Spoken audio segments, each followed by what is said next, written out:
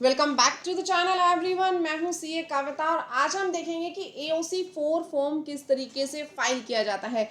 AOC 4 file करने के लिए सबसे पहले आप लोग आ जाएंगे www.mca.gov.in पे। यहाँ आने के बाद आपको क्या करना है, एमसीए सर्विसेज पे क्लिक कर देना। यहाँ पे आपने जाना है, देखिए ई फाइलिंग फॉर्म्स एंड डाउनलोड्स पे। यहाँ आने के बाद आपको कंट्रोल F प्रेस करना है और यहाँ से हम सर्च करेंगे एओसी। एओसी का अपडेटेड फॉर्म आपको फाइल करना है, ध्यान रखिएगा। Form for filing financial statements and other documents with the registrar, ये फॉर्म आपको लेना है। फॉर्म आपको यहाँ दिया हुआ है, इंस्ट्रक्शन किट भी आपको साथ में दी हुई है कि किस तरीके से आपको फॉर्म फाइल करना होता है। किट भी डाउनलोड करना चाहें तो किट भी डाउनलोड कर सकते हैं। यहाँ से आपको ये जो फॉर्म है, ये फॉर्म डाउनलोड कर लेना है। फॉर्म का जिप फोल्डर आपके पास डाउनलोड हो जाएगा, इसको आपने एक न्यू फोल्डर बना के और वहाँ सेव कर लेना है। ठीक है, देखिए फॉर्म हमने डाउनलोड कर लिया है यहाँ पे, और यहाँ पे आपको राइट क्लिक करना है और एक्सट्रैक्ट हेयर पे क्लिक कर देंगे। एक्सट्रैक्ट हेयर पे क्लिक करते ही ये पीडीएफ आप लोगों के पास ओपन हो गया। इसे open with adobe Acrobat reader कर देंगे और अलाउ के बटन पे क्लिक कर देना। देन ये पीडीएफ आप लोगों के पास ओपन हो जाएगी। यहाँ पे आपको क्या करना है, सबसे पहले तो जिस कंपनी का एओसी 4 आप फाइल कर रहे हो उस कंपनी का कॉर्पोरेट आइडेंटिटी नंबर आपको यहाँ डालना है और प्री फिल पे क्लिक कर देना है। प्री फिल पे क्लिक करते ही कंपनी का नाम, एड्रेस और मेल आईडी ऑटोमेटिकली फुलफिल्ड हो जाएगा, राइट। उसके बाद आपको यहाँ पे फाइनेंशियल ईयर सिलेक्ट करना है कि किस फाइनेंशियल ईयर का आप यहाँ पे स्टेटमेंट्स जो हैं वो अपलोड कर रहे हैं। आपने यहाँ पे 1 अप्रैल 2024 से 31 मार्च 2025 या आप किसी अदर फाइनेंशियल ईयर का कर रहे हैं तो वो आप सिलेक्ट कर लेना। ठीक है, यहाँ पे हमने फाइनेंशियल ईयर सिलेक्ट कर लिया। उसके बाद आपने क्या करना है, date of board of directors, जो बोर्ड ऑफ डायरेक्टर्स की डेट है, meeting in financial statement which was approved, जिस डेट को आपकी बोर्ड मीटिंग अप्रूव्ड हुई है वो डेट आपको यहाँ पे सिलेक्ट कर लेनी है। Then nature of financial statements, क्या आपका जो नेचर ऑफ फाइनेंशियल स्टेटमेंट है वो अडॉप्टेड है, आपकी फाइनेंशियल स्टेटमेंट्स अडॉप्ट हो चुकी हैं यानी अप्रूव्ड है, बोर्ड ऑफ डायरेक्टर्स ने और शेयर होल्डर्स ने उनको अडॉप्ट कर लिया। प्रोविजनल है, अभी अभी अप्रूव्ड नहीं हुई है, वो प्रोविजनल है तो आपको यहाँ क्लिक करना है। रिवाइज्ड फाइनेंशियल स्टेटमेंट दे रहे हो तो यहाँ क्लिक करना है। अंडर सेक्शन 131 में दे रहे हो तो आपको यहाँ पे क्लिक कर देना है, राइट। उसके बाद आपके पास आ रहा है details of director, CFO, CEO who have signed the financial statement, जिन्होंने फाइनेंशियल स्टेटमेंट साइन की है उनकी डिटेल्स आपको यहाँ पे देनी है। यहाँ पे आपको डिन डाल देना है, जो भी डायरेक्टर है उसका, ठीक है, दोनों जगह आपने डिन डाल देना है और date of signing financial statement यहाँ डाल देना। प्री फिल करोगे तो नेम और डेजिग्नेशन अपने आप आ जाएगी। ठीक है, नेक्स्ट आपसे पूछ रहा है date of board of directors meeting in which board report referred under section 134 was approved. देखिए यहाँ पे आपको क्या करना है, यहाँ पे जिस दिन बोर्ड ऑफ डायरेक्टर्स ने बैलेंस शीट साइन की है, अप्रूव की है, वो आपको डालना है। अब मेरी बात बट जरा ध्यान से सुनना। सबसे पहले क्या होता है, ऑडिटर बैलेंस शीट जो है उसकी ऑडिट करता है, ऑडिट करने के बाद बोर्ड के सामने पेश करता है और बोर्ड जब उसको अप्रूव कर देता है तो ऑडिटर उसके ऊपर साइन करेगा। फिर से सुनिए, पहले ऑडिटर बैलेंस शीट्स को ऑडिट करेगा, उसके बाद किसको देगा, डायरेक्टर्स को देगा, और डायरेक्टर्स क्या करेंगे, डायरेक्टर्स उसको डाटा को एनालाइज करेंगे और अप्रूव कर देंगे। अप्रूव होने के बाद बोर्ड ऑफ डायरेक्टर्स भी साइन कर देंगे और ऑडिटर भी साइन कर देगा, राइट। तो सबसे पहले तो बोर्ड ऑफ डायरेक्टर्स उसके ऊपर साइन करेंगे, देन सेम डे भी ऑडिटर साइन कर सकता है, उसके बाद भी साइन कर सकता है। और अगर मैं बात करूं एजीएम की, डेट ऑफ एजीएम हमने यहाँ पे देखा था कि डेट ऑफ एजीएम भी आपको डालना है। ठीक है, यहाँ पे इधर दे रखा है आपको डेट ऑफ एजीएम भी आपको एंटर करना है। तो डेट ऑफ एजीएम क्या होगी, बोर्ड मीटिंग के बाद होगी। मेरी बात क्लियर हो गई आप लोगों को। सबसे पहले बोर्ड मीटिंग होगी, फिर सेम डे भी आप ऑडिटर से साइन करवा सकते हो और उसके बाद भी करवा सकते हो, और उसके बाद आपको क्या करना है, उसके बाद एजीएम आपको करनी है। क्लियर। तो यहाँ पे आपने जो भी आपकी बोर्ड मीटिंग की डेट है वो आप एंटर कर दो, दिन डालिए जिस जिस डायरेक्टर ने साइन किया है और किस किस दिन साइन किया है, प्री फिल कर देना, नेम डेजिग्नेशन ऑटोमेटिकली आ जाएगा। उसके बाद ऑडिटर्स ने कब साइन की है वो डेट आपको यहाँ एंटर करनी है। एनुअल जनरल मीटिंग आपने किस दिन रखी थी, एनुअल जनरल मीटिंग हुई या नहीं हुई, पहले ये क्लिक करो। एनुअल जनरल मीटिंग तो जरूरी है तो यहाँ पे इस पे क्लिक कर देना। एनुअल जनरल मीटिंग किस दिन आपने की है, ड्यू डेट आपके पास आ जाएगी 30 सितंबर। अगर कुछ ऐसा नहीं है कि पोस्टपोन नहीं हुआ तो, पोस्टपोन होता भी नहीं है एमसीए केसेस में, ध्यान रखना। नेक्स्ट, क्या कोई एक्सटेंशन है आपकी? क्या आपको कोई एक्सटेंशन मिली थी एजीएम के रिगार्डिंग आरओसी से? मिली है तो यस पे क्लिक कर देना, नहीं मिली तो नो पे क्लिक कर देना। Next, whether the company is a subsidiary as defined in section 2 subsection 87।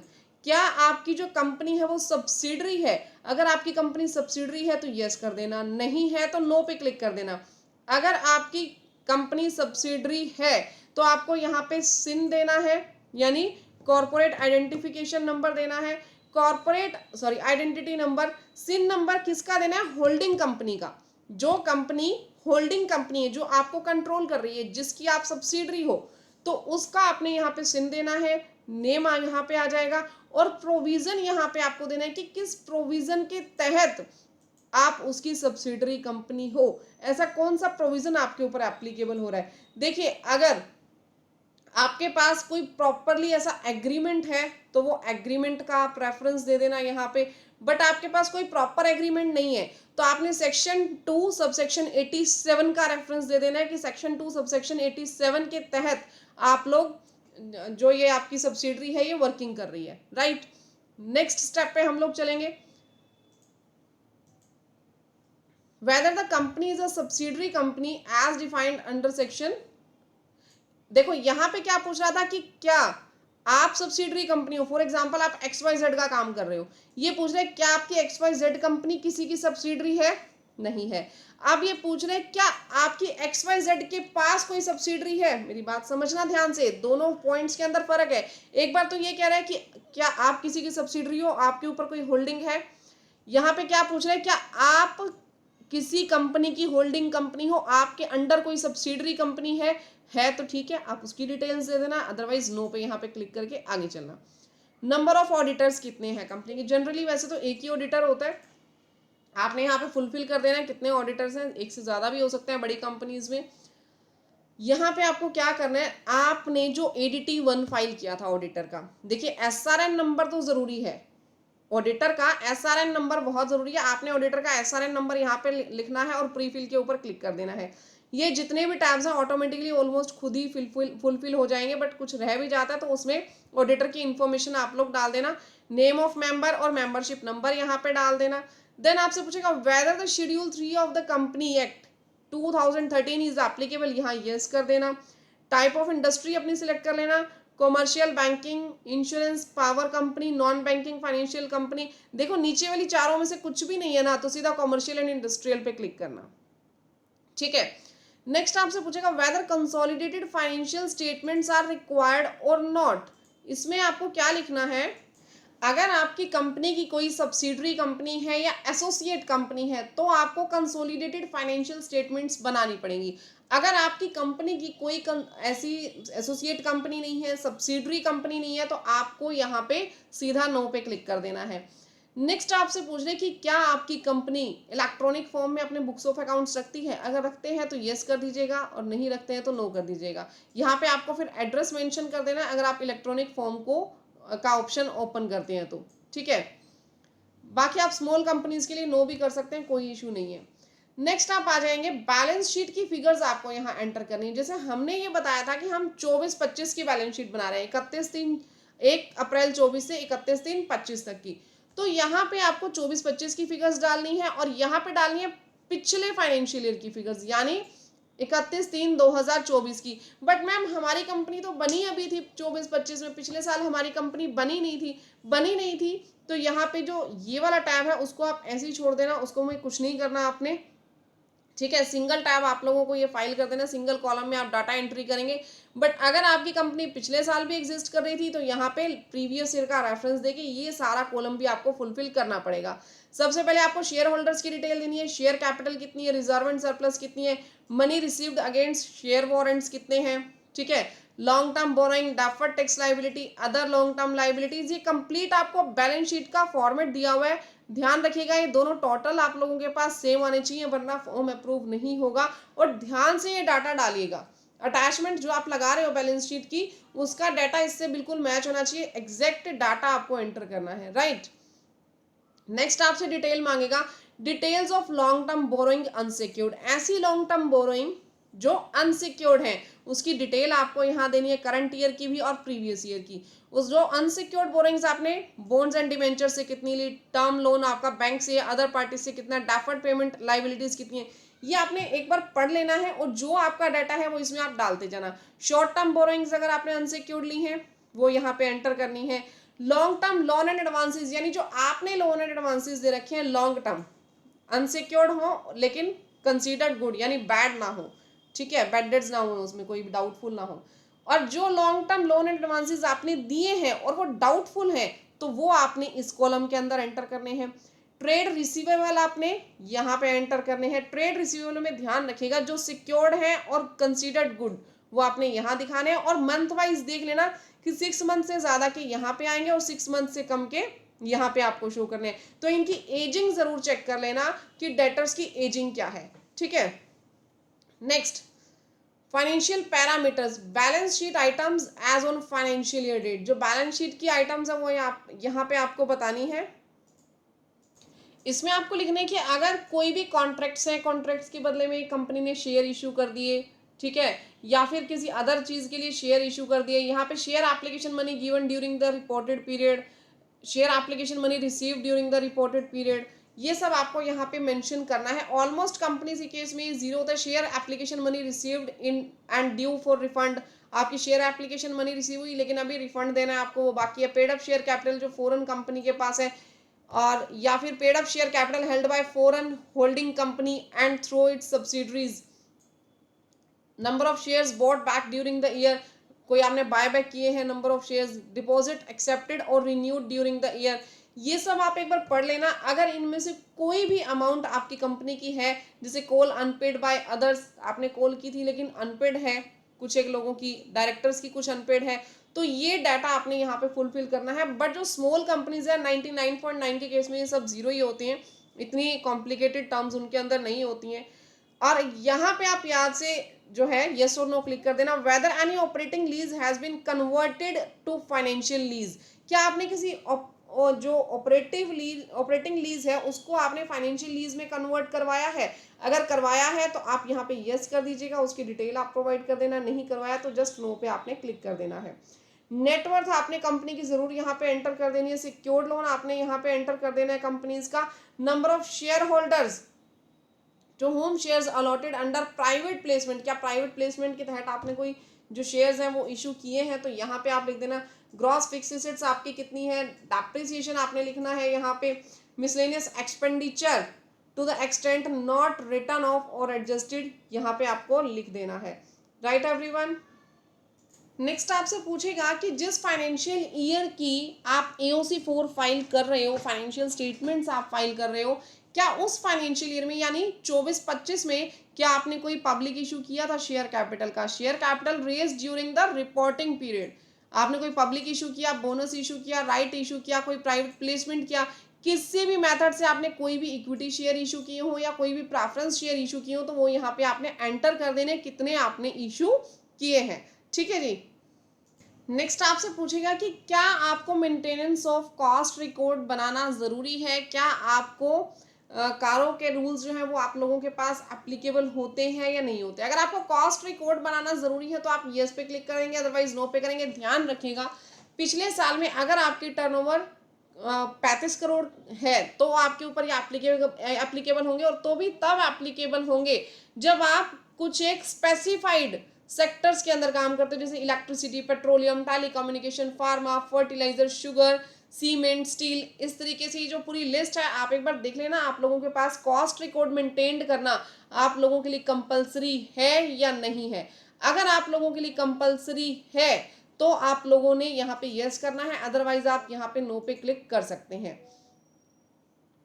Next आ जाएंगे। नेक्स्ट हमें यहाँ पे प्रॉफिट एंड लॉस की सारी इंफॉर्मेशन देना है कि टर्नओवर आपकी कितनी थी मैन्युफैक्चरिंग से, या टर्नओवर जो सर्विसेज हैं सर्विसेज से, एक्सपोर्ट टर्नओवर कितनी है, कॉस्ट ऑफ मटेरियल कंज्यूम्ड कितना है। यहाँ पे कंप्लीट इन्फॉर्मेशन आपने 2 सालों की दे देनी है। अगर पिछले साल में काम नहीं किया तो वो स्किप कर देना, ये आप लोग ऑटोमेटिकली यहाँ पे फुलफिल कर सकते हो। अगर आपकी फॉरेन एक्सचेंज में कोई अर्निंग है तो उसकी रिपोर्टिंग आपको यहाँ पे देनी है। अगर आपने जो भी फॉरेन एक्सचेंज में कोई एक्सपेंडिचर आपने किए हैं तो वो आपने यहाँ पे डिटेल देनी है। प्रपोज्ड डिविडेंड आपका कितना था, अर्निंग पर शेयर क्या है, इनकम फ्रॉम फॉरेन करेंसी, ठीक है, expenditure on foreign currency, revenue subsidise और grants receive from the government authority, कुछ भी आपको सब्सिडीज अगर रिसीव हुई है, रेंट आपने कितना पे किया है, consumption of spare parts and stores, ये सारी इंफॉर्मेशन आपको यहाँ पे प्रोवाइड करनी है। आगे आपसे पूछ रहे हैं, ये मोस्ट इंपॉर्टेंट है। देखिए फॉरेन करेंसी अगर आप फॉरेन का अगर आपके पास एप्लीकेबल नहीं है तो ऊपर वाली टैब्स में आपको कुछ फाइल नहीं करना है, बट यहाँ पे आप सभी को फाइल करना है details relating to principal product और सर्विसेज। जो भी आप प्रिंसिपल प्रोडक्ट है आपका जिसमें आप डील कर रहे हो उसकी डिटेल आपको यहाँ देनी है। पहले तो ये बताओ कितने नंबर ऑफ प्रोडक्ट हैं, जितने नंबर ऑफ प्रोडक्ट हैं वो यहाँ पे एंटर करो, और उसके बाद आपको यहाँ पे 4 डिजिट का कोड डालना है, एनपीसीएस कोड। 4 डिजिट का कोड डालेंगे, वो कोड डालते ही ये ऑटोमेटिकली डिस्क्रिप्शन उठा लेगा आपका जो भी काम है उसका। फिर आपको यहाँ पे टर्नओवर डालना है, हाईएस्ट टर्नओवर कितनी है, ठीक है, इस प्रोडक्ट की, वो आपको यहाँ पे डालनी है। उसका कोड आपको यहाँ पे डालना है, जो प्रोडक्ट्स आप सेल कर रहे हो उसमें हाईएस्ट जो टर्नओवर है जिस प्रोडक्ट की, उसका 8 डिजिट एनपीसीएस कोड आपको यहाँ पे डालना है। डिस्क्रिप्शन देना है उस प्रोडक्ट का, और हाईएस्ट जो कंट्रीब्यूशन है उसका टर्नओवर में वो आपको डालना है यहाँ पे, जो आपने जिसका 8 डिजिट कोड डाला है ना, जो मेन आपका जिसमें आप डील कर रहे हो काम में, उसका कोड आप दिखाएंगे यहाँ पे। क्लियर। नेक्स्ट हमारे पास आ जाती है कॉर्पोरेट सोशल रिस्पॉन्सिबिलिटी।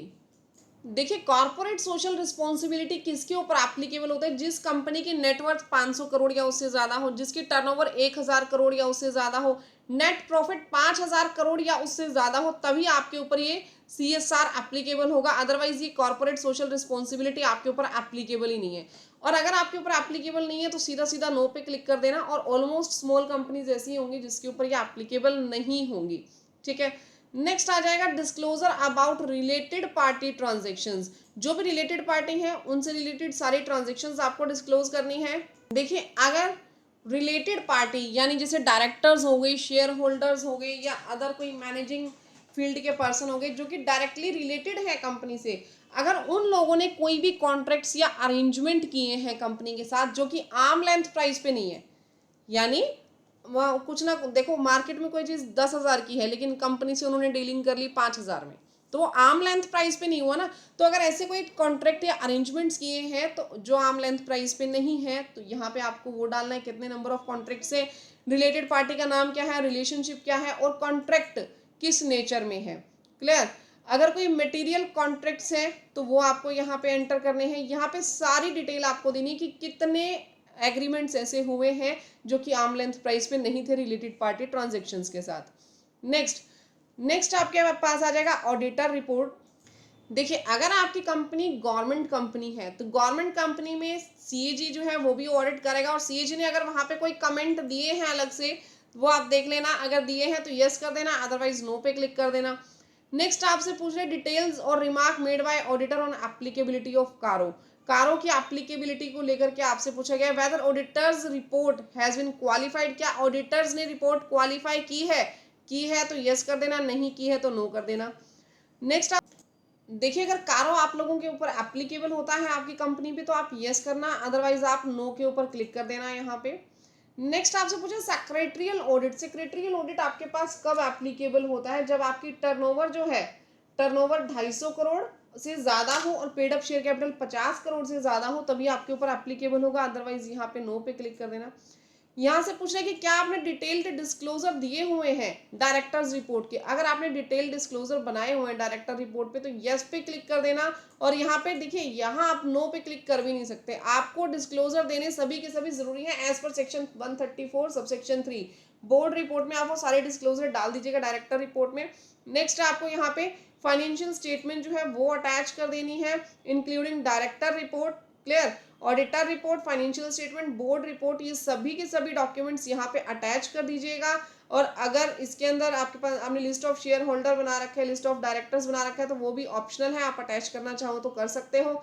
देन आपको यहाँ पे बोर्ड रिजोल्यूशन नंबर डालना है, डेट डालना है, और एक डायरेक्टर आपको अपॉइंट कर देना है या फिर कोई भी मैनेजर अपॉइंट कर देना है जो कि ये फॉर्म फाइल करेगा BR के अंदर ही बोर्ड रिजोल्यूशन में, वो यहाँ पे आपको अटैच करके इसी में ऊपर अटैचमेंट्स में ही दे देना। और यहाँ पे उस डायरेक्टर का आपको डिन मेंशन करना है, यहाँ से उसकी डेजिग्नेशन आपको सिलेक्ट करनी है, देन कोई भी सीए, कॉस्ट अकाउंटेंट या कंपनी सेक्रेटरी इस फॉर्म को वेरीफाई कर देगा, मेंबरशिप नंबर उसका यहाँ डाल देना।